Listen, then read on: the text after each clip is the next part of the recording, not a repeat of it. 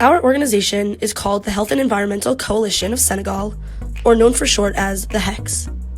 The HECS organization was established to fix some of Senegal's most pressing issues, and we were given $1 million in order to do so.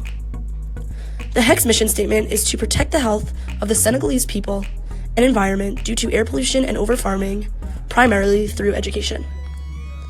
The HECS vision statement is to decrease human effects on environmental factors, such as air pollution and over-farming, by educating the population as well as subsidizing farmers, giving compensation for recycled goods, and subsidizing people who use public transportation in order to improve the overall health and environment in the country.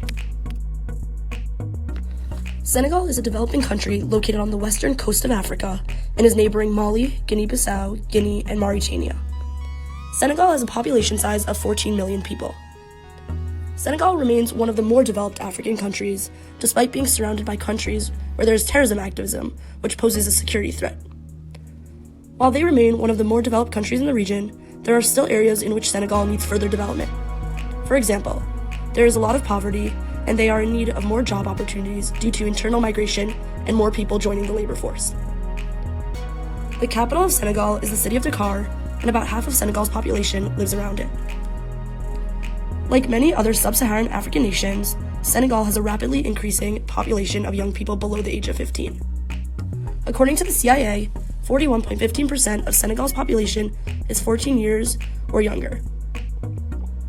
Many of Senegal's health problems are similar to those in other developing countries in sub-Saharan Africa. Such health problems include neonatal disorders, diarrheal diseases, tuberculosis, malaria, and HIV/AIDS. But it also has unique challenges.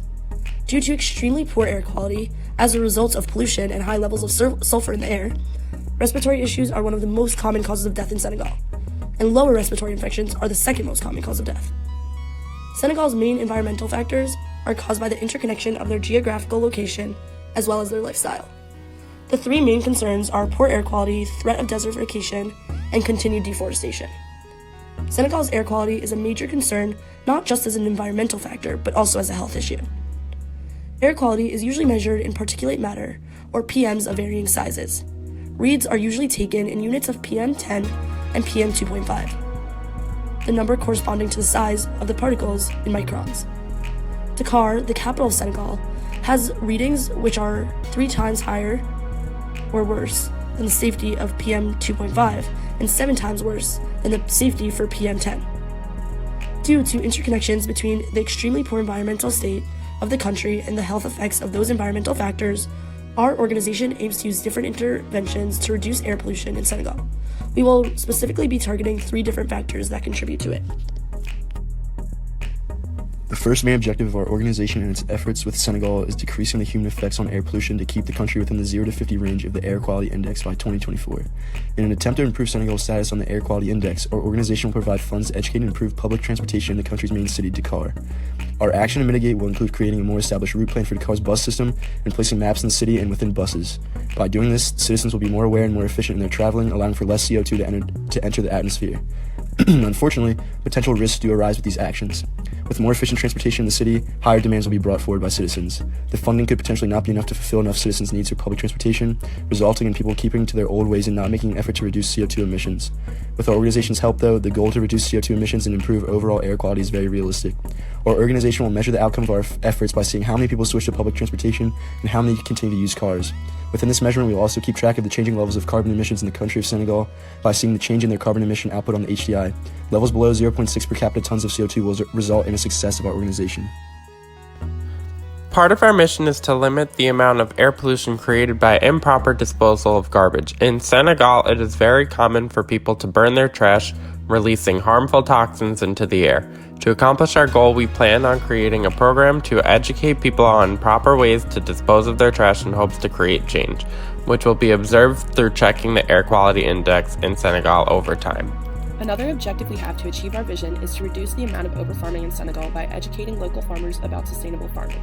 We would like to send volunteers to major agricultural areas of the country to teach the farmers sustainable farming practices in order to maintain healthy arable land. Due to desertification caused in part by overfarming, the UN says that over 46,000 square miles of arable land are lost every year, according to an article from BBC. This is concerning for the people of Senegal because so much of the population make their living off of agriculture. Our objective to reduce the amount of overfarming through education on sustainable farming practices will help reduce the effects of desertification. A potential risk of this objective is that it will only be effective in the short run and that farmers will eventually stop applying sustainable practices. To mitigate this risk, we would like to set up local education programs with volunteers and eventually have the local farmers begin to teach each other to continue providing education on sustainable practices in the long run. The indicators we will use to measure the success of this objective are the amount of air pollution and the percentage of arable land. Here's our timeline for this project.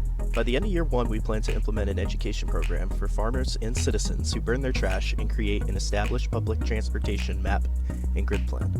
By the end of year 3, we plan to check the outcome indicators and implement subsidies for public transportation, farmers, and recycling if necessary. By the end of year 5, we plan to reevaluate our indicators and implement any following education programs if necessary.